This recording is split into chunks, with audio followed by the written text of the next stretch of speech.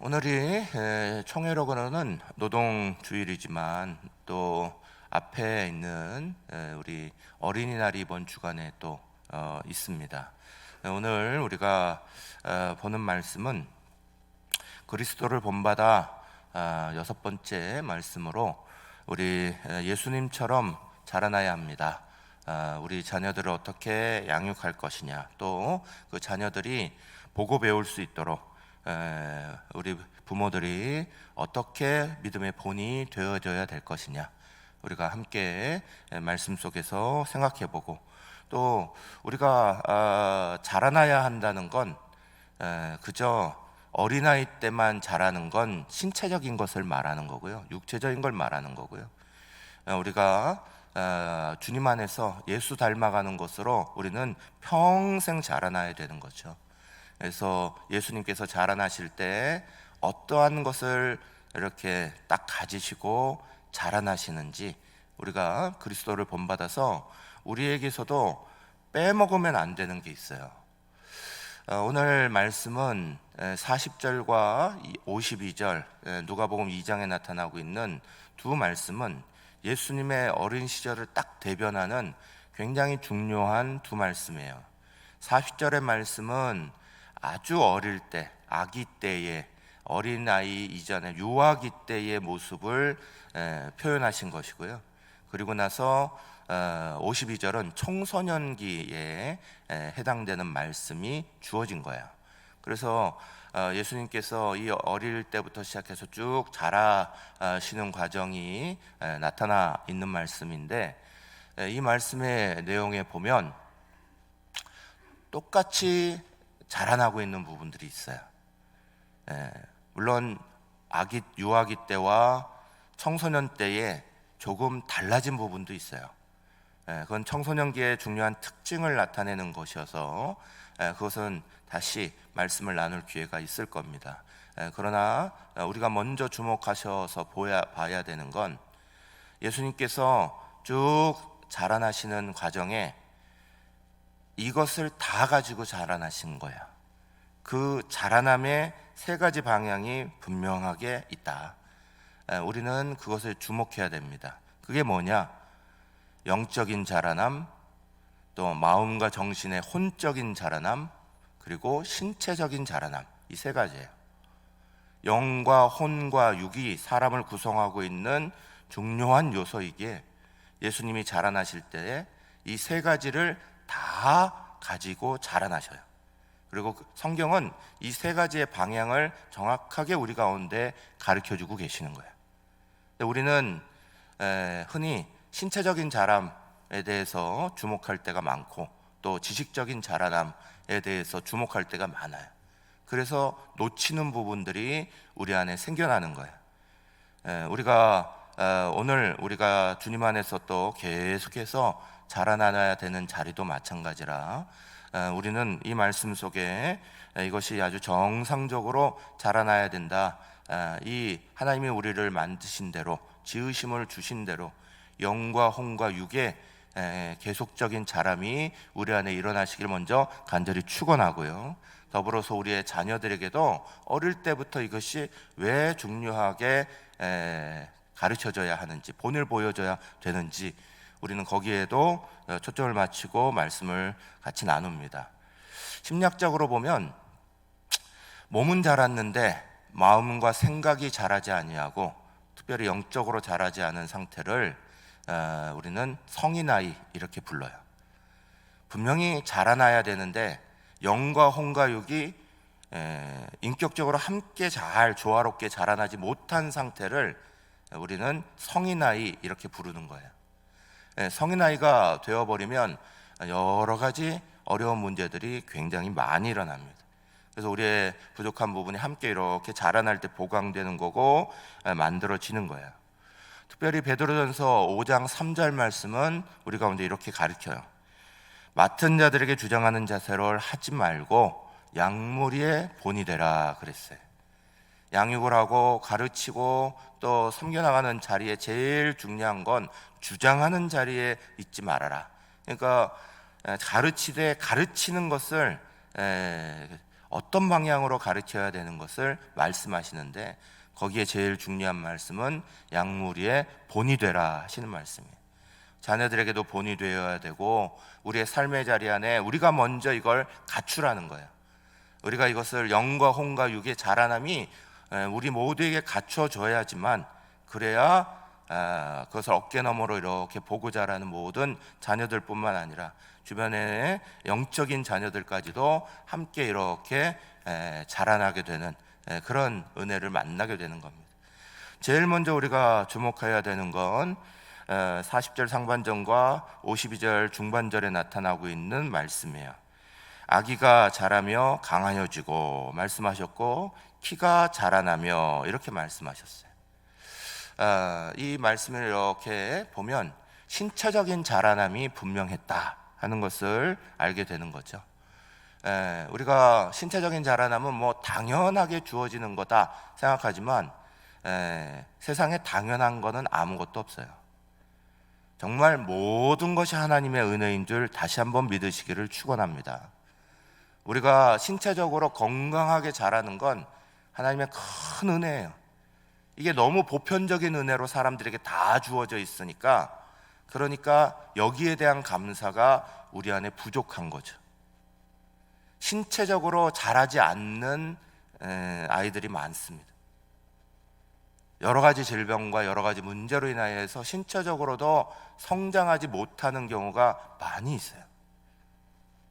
그걸 보는 순간 그 부모의 마음은 얼마나 어렵고 힘든지 몰라요. 우리와 우리의 자녀들, 우리의 주변에 있는 사람들이 먼저 신체적으로 건강하게 자란다면 거기서부터 감사하시기를 간절히 축원합니다. 예수님의 가장 첫 번째 자라남은 이 신체적인 자라남으로부터 따라 올라가는 거예요. 사랑하는 여러분, 저와 여러분이 하나님 말씀 마태복음 16장 26절에 주목하시기 바랍니다. 사람이 만일 온 천하를 얻고도 제 목숨을 잃으면 무엇이 유익하리요?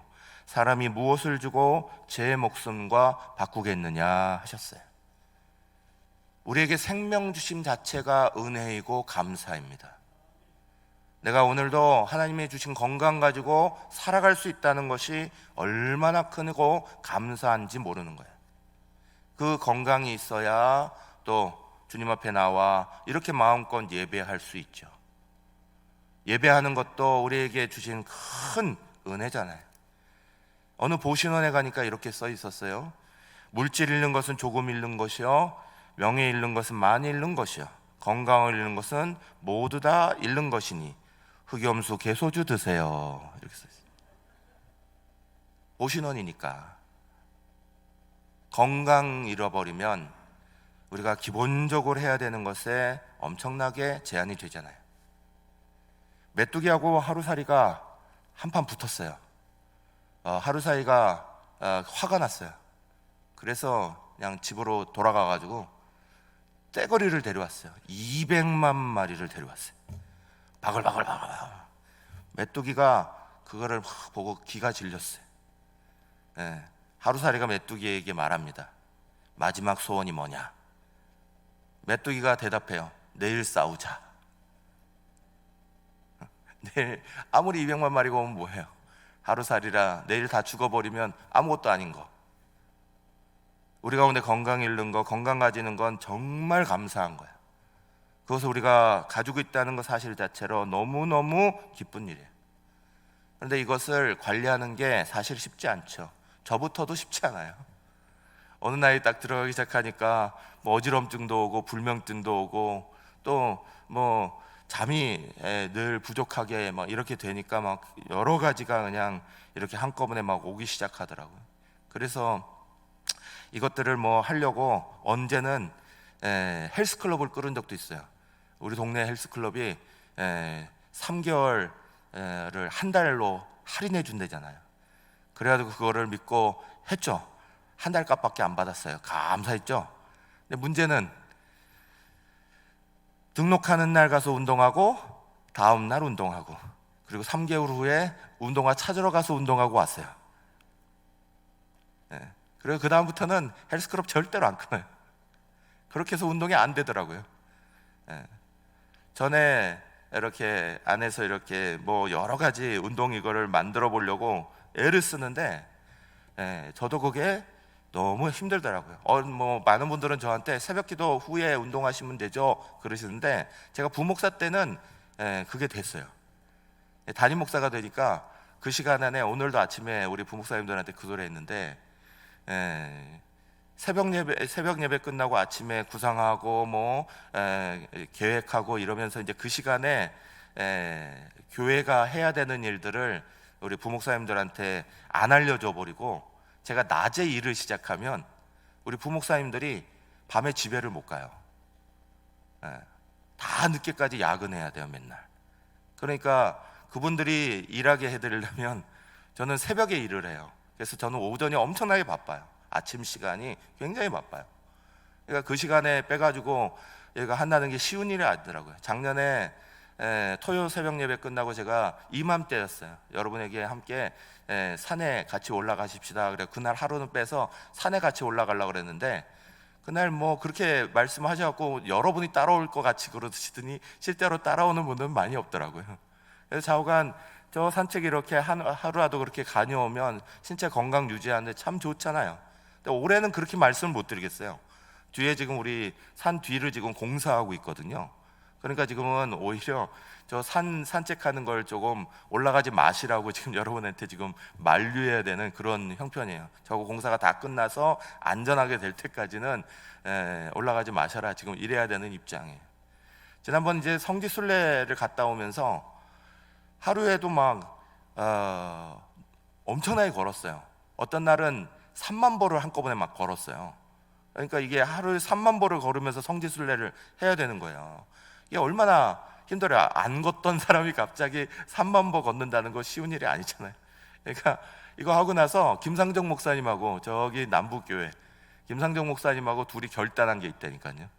끝나고 오면서 성지순례 마치면서 우리 둘이 이제 여기 이거 걷는 거 좀 익숙해졌으니까 이참에 운동을 새로 시작하십시다. 저는 김상정 목사님은 운동 되게 많이 하신 줄 알았더니 김상정 목사님도 한 4, 5년을 운동 못했대요. 그래가지고 같이 합시다 그래가지고 부목사들 지금 다 데리고 우리 같이 양교회가 어느 날 하루 딱 잡아가지고 지금 탁구 치기 시작했어요. 부목사들까지 왜 다 데려가냐, 그래야 교회 일이 저희한테 안 오니까, 딱 멈춰지게 되니까, 그래야지만 서로 간에 다 같이 할 수 있으니까. 그래가지고 우리가 그렇게 하면서 운동을 막 시작해요. 사랑하는 여러분, 운동하는 게 쉽지 않죠.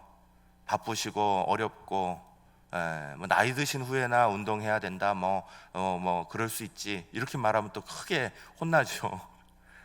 근데 좌우간 운동해야 됩니다. 왜 우리가 건강을 유지해야 되고 운동해야 되냐? 오래 살기 위해서 많이 아니에요.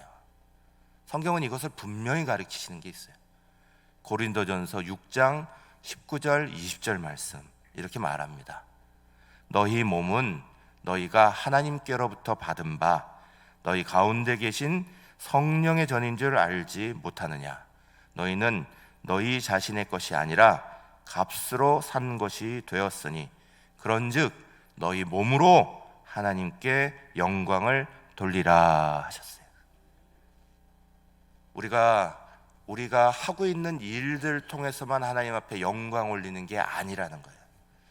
성경은 하나님이 우리에게 주신 건강, 신체 이걸 잘 관리해서 그것 자체로 하나님 앞에 영광이 되어야 된다는 거예요. 사랑하는 여러분, 저와 여러분 모두가, 저도 지키기 힘들지만 애쓰겠습니다. 여러분도 애쓰셔서 9988-234 하십시다. 그러면서 장수의 결정적인 비결은요, 마음의 평안이에요. 이 육체적인 건강만, 우리가 운동만 많이 한다고 또 식이요법만 한다고 장수가 되는 게 아니에요.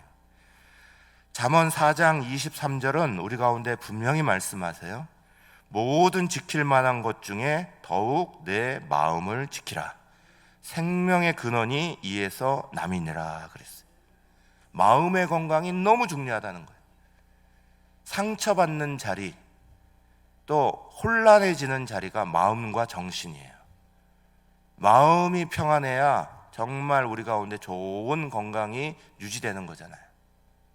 또 요한3서 1장 2절 말씀하시기를 사랑하는 자여 내 영혼이 잘됨 같이 내가 범사에 잘되고 강건하기를 내가 간구하노라 그랬어요.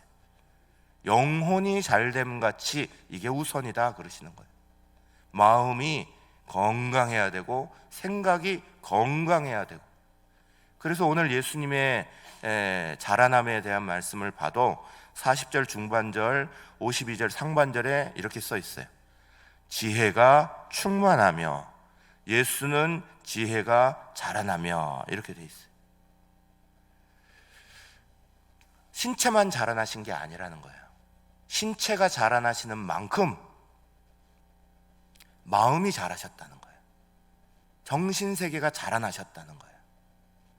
그게 함께 강해지고 그게 건강해지면서 자라나셨어요. 특별히 지혜가 그 마음속으로 가득가득 들어오셨다는 거예요. 우리는 여기에 굉장히 주목해야 됩니다. 우리는 이 건강을 굉장히 소홀히 하고요. 그리고 이것을 키우는 것을 잘 염두해 두지 않아요. 신체는 단련해서 근육을 만들려고 하는데 마음의 근육을 만들어야 된다는 것에 굉장히 약해요. 흔히들 하는 말로 멘탈이 강해야 된다 이렇게 말하는 것처럼 정신이 강해야 돼요. 한국은 원래 정신력이 강해서 이렇게 부강한 나라를 만든 거예요. 그런데 오늘 우리의 자리들은 점점 정신력이 약해져 가고 마음이 약해져 가고 작은 것 하나에도 무너져가는 정신건강, 마음건강이 굉장히 연약해져 가는 속에 들어가고 있다는 사실을 우리는 꼭 생각하셔야 돼요. 교회를 섬길 때 있어서도 사도행전 6장 3절에 보면 집사를 세울 때 이렇게 말하죠. 형제들아 너희 가운데서 성령과 지혜가 충만하여 칭찬받는 사람 7을 택하라 이렇게 하면서 집사가 뽑히기 시작합니다. 성령 충만한 것만이 아니에요. 지혜가 충만해야 된다. 이 지혜는 마음과 정신의 건강이 올바른 사람을 말하는 거예요. 그래야지만 교회의 결정이 건강한 결정을 만들어내고 건강한 정신의 자리들을 만들어놔야 그렇지 않은 사람들을 도울 수 있고 마음의 건강이 건강한 건 너무너무 중요한 거예요. 미국에는 아이들이 딱 태어나면 산모가 곧바로 2장의 편지를 받아요. 축하 편지. 하나는 지역에 있는 소아과 의사가 보내는 거예요. 주치의 개념으로 딱 태어나자마자 아이들이 어느 소아과 의사에게 배정됐습니다. 이게 바로 주어지는 거예요. 또 하나는 그 지역에 있는 국회의원의 축하예요. 아이를 낳으셔서 축하합니다부터. 그러니까 저출산 문제 이런 것들을 극복하는 거죠. 이것을 보면서 바로 아이가 태어나서 너무너무 잘 살아야 합니다 이러면서 이제 축하 편지 2곳을 바로 받아요. 그런데 이 축하 편지가 대부분 똑같은 시예요. 도로시 로톨트라는 분이 쓴 시인데 그 시의 내용이 이런 거예요. 아이들은 사는 것을 배웁니다 라는 시인데 여기 제가 일부러 오늘 제가 자막 잘 안 쓰는데 자막에 일부러 띄웠어요. 이렇게 돼 있어요. 만일 아이가 나무람 속에 자라면 뭘 배워요? 싸움을 배웁니다. 만일 아이가 비웃음 속에서 자라면 뭘 배워요? 부끄러움을 배웁니다. 만일 아이가 수치심 속에 자라면 뭘 배워요? 죄의식을 배웁니다. 그런데 바뀌는 거예요. 좋은 것으로. 만일 아이가 관대함 속에 자라면 뭘요? 신뢰를 배웁니다. 만일 아이가 경력 속에서 자라면 고마움을 배웁니다. 넘기세요. 만일 아이가 공평함 속에서 자라면 정의를 배웁니다. 만일 아이가 보호 속에서 자라면 믿음을 배웁니다. 만일 아이가 인정 속에서 자라면 자기 자신을 좋아하는 것을 배웁니다. 만일 아이가 받아들임과 우정 속에서 자라면 세상에서 사랑을 배우게 됩니다. 이런 시예요. 너무너무 좋은 시 아니에요? 뭘 배우게 하라는 거예요? 뭘 강건하게 만들라는 거예요? 마음과 정신의 건강을 염려하는 시예요. 마음과 정신이 강해지고 건강해지고 좋아져야 된다는 거예요. 우리가 우리 자신도 마찬가지고 우리의 자녀들에게도 마찬가지고 자손들에게도 마찬가지고 함께 어떠한 자리를 쭉 만들어 가야 되냐. 늘 싸우는 것이 많고 나무라움이 많고 그 안에 늘 이렇게 잘못하는 것들에 대한 경쟁들만 쏟아내면, 그러면 우리 자신도 거기에 대해서 피폐될 뿐만 아니라 우리의 자녀들도 거기에 함몰되어 버리는 거예요. 그러나 관대함을, 격려를, 공평함을, 인정받음을, 보호함을, 그리고 우정을 가르치면 마음이 건강해지고 생각이 건강해지고 정신이 건강해지는 아이들로 자라난다.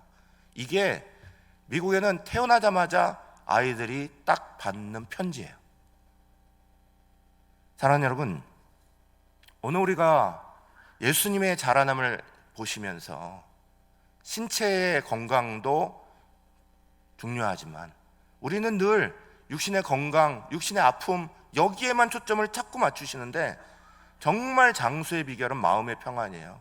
그래서 교회 나오고 예수 믿는 거 왜 중요한 거예요? 그 마음의 평안, 주의 은혜 가운데 자연스럽게 우리 가운데 들어오는 걸 만나니까 그런 거잖아요. 마찬가지로 자라나게 할 때 그것이 지혜로 잘 자리 잡도록 마음과 정신의 건강을 무척이나 신경 써야 되는 거예요. 하나님 세상을 이렇게 창조하셨을 때 짐승들에게는 선물을 한 가지씩 주셨대요. 날짐승에게는 날개와 그와 합당한 것들을 주시고, 또 들짐승들에는 뿔과 발톱과 같은 강한 이빨과 같은 것들을 주셨대요. 사람이 그걸 보면서 투덜댔다는 거예요.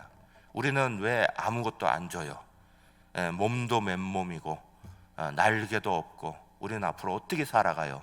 그랬더니 하나님이 당장 하시는 말씀, 날개 주지 않았어도 날카로운 이빨, 날카로운 부리, 날카로운 발톱 주지 않았어도 보이지 않는 최고의 것을 선물해 주지 않았니?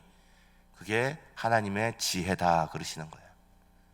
사람은 태어날 때부터 하나님의 지혜를 가지고 태어나요. 이미 어린아이 때부터 그것을 가지고 태어나요. 부모님들이 그것을 얼마나 잘 믿느냐가 중요하죠.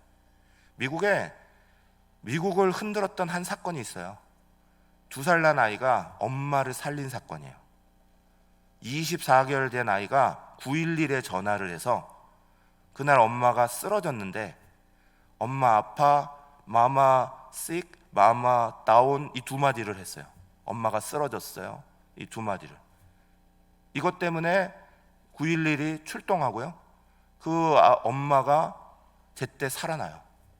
그래서 사람들이 너무너무 신기했어요. 24개월짜리 아이가 도대체 어떻게 911을 눌렀냐, 어떻게 전화를 했냐. 18개월 됐을 때 엄마가 이 아이의 동생 둘째를 임신하고 있었어요.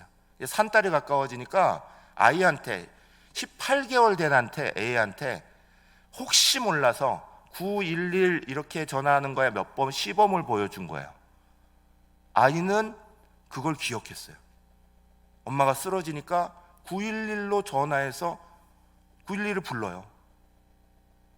사랑하는 여러분, 아이들은 우리가 생각할 수 없는 지혜를 가지고 있어요. 하나님이 태어날 때부터 사람에게는 놀라운 지혜를 줍니다. 그런데 그 지혜를 자라도록 만들어주느냐, 아니면 그 지혜를 밟아버리느냐, 또 세상적인 지혜로 만들어버리느냐, 아니면 정말 하나님의 지혜로 만들어버리느냐, 그게 우리가 살면서 풀어야 되는 숙제인 거예요. 여러분 한번 꼭 믿으시길 바랍니다. 하나님은 사람에게 지혜를 주셨어요. 그리고 그 지혜를 자라는 과정 가운데 더 잘 자라도록 만들어줘야 되는 거예요. 그것도 세상의 지혜, 영악한 지혜를 만들지 말고 하나님의 지혜, 그 지혜로 가득 차도록 만들어주는 게 가장 중요한 거예요. 야고보서 말씀은 우리 가운데 분명히 얘기하죠. 야고보서 3장 말씀은 우리 가운데 14절 16절에서 이렇게 말해요. 그러나 너희 마음속에 독한 시기와 다툼이 있으면 자랑하지 말라. 진리를 거슬러 거짓말하지 말라. 이러한 지혜는 위로부터 내려온 것이 아니요 땅 위의 것이요 정욕의 것이요 귀신의 것이니 시기와 다툼이 있는 곳에는 혼란과 모든 악한 일이 있음이라 그랬어요. 세상의 지혜만 쫓지 말라는 거예요. 세상의 지혜가 주는 영악함에 넘어가면 안 돼요. 우리가 세상에 그것이 지혜롭다라고 잘못 생각하면 큰일 납니다. 성경은 잠언 9장 10절에서 분명히 말해요. 우리 한번 잠언 9장 10절 말씀을 같이 한번 읽어보실까요? 읽겠습니다. 여호와를 경외하는 것이 지혜의 근본이요 거룩하신 자를 아는 것이 명철이니라. 아멘. 지혜의 근본은 하나님 아는 것부터 나오는 거예요. 세상의 지혜가 아니라 하나님 아는 지혜가 우리 속에 차야 되는 거예요. 그렇지 않으면 사람은 영악해집니다. 영악해지니 난폭해지고 완악해지고 거칠어져 가는 거예요. 2015년 한 해만 해도 6월 달부터 8월 달까지 미국에서는 이 3달 동안에 8건의 총기 사고가 있었어요. 그것도 어른들끼리 하는 게 아니에요. 강도들이 무슨 총을 쏴서 이렇게 한 게 아니에요. 학교에서 벌어지고 2살 난 아이가 오발로 아버지를 죽이고 온갖 곳에서 이런 일들이 막 벌어집니다. 사랑하는 여러분, 세상이 점점 갈수록 완악해지고 세상이 점점 갈수록 난폭해지는 것을 우리도 다 느낍니다. 왜냐? 하나님의 지혜가 아니에요. 야고보서 분명히 말씀하시는 것처럼 이건 하나님의 지혜가 아니라고 말해요. 귀신의 것이고 정욕의 것이고 세상의 것이라고 말하고 있어요. 그 지혜를 채우면 안 돼요. 하나님이 우리에게 태어날 때부터 사람에게 주신 놀라운 선물인 그 지혜, 그 마음이 우리 가운데 건강해지고 정직해지려면 하나님의 말씀이 지혜의 근원이 되셔야 되는 거예요. 하나님 말씀을 읽고 하나님 말씀 가운데서 생각하고, 그래서 야고보서 3장 17절 18절은 이것을 분명히 말해요. 오직 위로부터 난 지혜는 첫째 성결하고 다음에 화평하고 관용하고 양순하며 긍휼과 선한 열매가 가득하고 편견과 거짓이 없나니 화평하게 하는 자들은 화평으로 시며 의의 열매를 거두느니라 그러셨어요. 사랑하는 여러분, 지혜, 하나님의 지혜를 배워야 되는 거예요. 어느 며느리가 시집 왔대요. 그런데 그 시부모님이 시장에서 오래 공부하시고 오래 장사하시고 제대로 공부도 못하신 분들이, 며느리가 시집으로 왔는데 대학 나온 며느리를 얻게 됐어요. 처음에 너무너무 기뻐했어요. 근데 이 대학 나온 며느리가 뭘 좀 제대로 못한다, 살림 제대로 못한다, 그래서 이것을 이렇게 가르치면 막 화를 내는 거예요. 그러면서 시어머니를 막 무시합니다. 공부도 못하신 분이, 제대로 배우지도 못한 분이. 그러니까 이게 서러워가지고 어느 날 시어머니가 시아버지한테 얘기했어요. 그랬더니 시아버지가 다음날 며느리를 불러요. 얘야, 요즘에 시집살이가 너무 많지, 힘들지. 그러니까 친정 가서 좀 쉬고 올래? 내가 부를 때까지 친정 가 있으렴. 그리고 보냈어요. 한 달이 가도 2달이 가도 시아버지가 전화를 안 해요. 그래가지고 며느리가 전화를 했대요. 아버지, 도대체 언제 가야 되는 거예요? 언제 부르실 거예요? 그랬더니 시아버지가 하는 말, 시어머니 이제 초등학교 들어갔다, 대학 들어갈 때까지 오지 마라 그러시더래요. 사랑하는 여러분, 지혜는 대학에서 배우는 지식이 아니에요. 세상에 배우는 지식이 아니에요. 하나님이 우리에게 주시는 삶의 원리, 그 마음으로 마음이 강하여지고 마음이 건강해지고 생각이 건강해지고 생각이 강해져야 되는 거예요. 사단 마귀가 수없이 우리에게 시험을 걸어와요. 지난주에 시험에 대한 말씀 나눴잖아요. 말세가 될수록 더 많은 시험을 걸어와요. 거기에 마음 강하지 않고 정신이 강하지 않으면 버텨내지를 못하는 거예요. 거기 위에 예수님이 우리에게 보여주신 가장 중요한 것은 40절 하반절, 52절 하반절에 중요한 말씀이 나와요. 이렇게 말씀하고 있어요. 하나님의 은혜가 그의 위에 있더라. 하나님과 사람에게 더욱 사랑스러워 가시더라. 하나님의 은혜가 어디에 있다는 거예요? 신체와 마음과 정신 위에 있다는 거예요. 거기에 임하니까, 그러니까 인격이 완성되더라, 이렇게 말씀하고 있는 거예요. 예수님께서 오늘 성경에는 정확하게 나와 있지 않지만 유대인들의 기본적인 교육을 다 받으신 것을 우리는 알 수 있어요. 왜냐하면 유대인들은 5세에서 9세는 초등신앙 교육을 해요. 그건 뭐로 하냐? 모세오경을 가르쳐요. 그걸 외우게 하는 게 주된 거예요. 모세오경 자체를, 특별히 신명기를 많이 외우게 만들어요. 그게 초등교육이에요. 5살에서 9살까지. 그리고 나서 10살부터 12살까지는 그것을 생활로 바꾸는 구전율법인 미시나를 가르쳐요. 그게 중등신앙교육이에요. 중등신앙교육을 통해서 10살에서 12살까지는 구전으로 내려오는 이 율법이 어떻게 삶 속에 적용되는지를 계속 익히게 만들어요. 그리고 13살이 되고 나면 초등과 중등을 마치고 성전으로 올라가서 성인식을 하는 거예요. 예수님이 지금 13살에 성전에 처음으로 올라가신 거예요.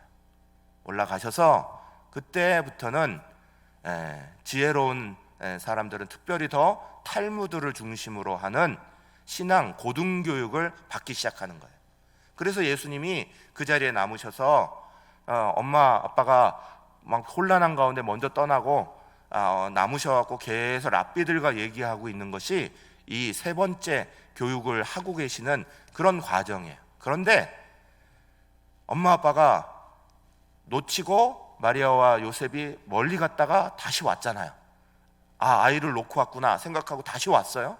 와서 보니 예수님이 뭐라고 그러시느냐. 누가복음 2장 49절에 이렇게 말씀해요. 어찌하여 나를 찾으셨나이까? 내가 내 아버지 집에 있어야 될 줄을 알지 못하셨나이까? 그래요. 굉장히 중요한 말씀. 내가 내 아버지 집에 있어야 될 줄을 알지 못하셨습니까? 예수님의 영적인 정체성이 분명한 거야. 요즘에 청소년들이 정체성의 위기를 느껴요. 자기가 어떤 아이인지, 내가 어떻게 자라야 되는지, 내가 뭔지 위기를 느끼고 사는 거예요. 오늘 어른이 된 우리도 정체성의 위기를 느끼는 사람이 많아요. 지난주에도 말씀드렸지만 자존감이 세워지지가 않고 자존심만 세워놓고 시험 드는 일들에 빠지는 사람이 수없이 많아요. 영적 정체성, 영적 자존감이 건강하게 만들어져야, 그래야 인격이 잘 완성되는 거예요. 자존감은 지난주에도 말씀드렸지만 다시 말씀드리면 구원의 확신부터 주어지는 거예요. 예수님 나를 위해 피 흘리셨고 나는 예수님의 사랑받는 사람이야. 예수님 앞에 귀중함을 받는 사람이야. 그것이 우리의 마음속에 굳건하게 자리 잡아 있는 거예요. 내가 그리스도인으로 이 땅을 살아가야 돼. 내가 분명한 그리스도인이야. 세상의 그 어떤 자리에서도 당당하게 예수님 증거하고 살아갈 수 있어야 돼요. 제자훈련에서요, 요즘에 이제 목자 제자훈련을 쭉 하고 있는데 제자훈련에서 제가 예를 든 게 하나 있어요. 하나님을 믿는 것을 성경은 사람의 본분이다 이렇게 표현해 놨습니다. 사람의 가장 중요한 본분 중에 하나가 바로 하나님을 믿는 거예요. 그런데 여러분 생각해 보세요. 우리가 부모에게 효도하는 것이 사람의 본분 맞죠? 효도하는 사람이 효자가 바른 사람 맞죠? 효자와 불효자가 길에서 만났어요. 그러면 효자가 당당해야 돼요? 불효자가 당당해야 돼요? 효자가 당당해야죠. 왜냐? 부모님 잘 섬기고 있는 사람이 당연히 당당한 거죠. 그렇게 당당하게 불효자한테 오히려 너도 부모님 좀 잘 섬겨라, 이게 너 부모님한테 그렇게 하면 되냐, 그렇게 말해야 되는 게 정확한 거죠. 그리고 세상에는 그렇게 해요. 효자들이 당당해요. 부모님 잘 섬기는 사람이 당당해요. 그런데 그리스도인들은, 하나님 잘 믿는 사람들도 밖에 나가서는 부끄러워해요. 어디서부터 이게 이상하게 되는지 모르겠어요. 안 믿는 사람들 만나면 삐질삐질거려요. 밖에서 식사기도 한번 하는 것도 당당하게 식사기도 하지 못하고 그냥 옆에 사람 눈치 보면서 식사기도 하고 있고, 예수 복음 전해라, 증거하고 나타내라, 이것도 흔들리고. 도대체 왜 효자가 불효자 앞에서 엉뚱한 짓을 하고 있는지 저는 이해를 못하겠어요. 사랑하는 여러분, 영적인 정체성, 영적인 자존감이 분명한 사람이 건강한 인격 가지고 자라는 거예요. 그게 흔들리고 자리 잡지 못하고 우왕좌왕하는 사람은 오히려 올바르게 자라지 못해. 그러면 그 부모 밑에 있는 그 자녀도 똑같이 그래요. 신체적으로 건강하게 자기를 관리할지 모르는 부모 밑에 건강한 자녀 나오기 쉽지 않아요.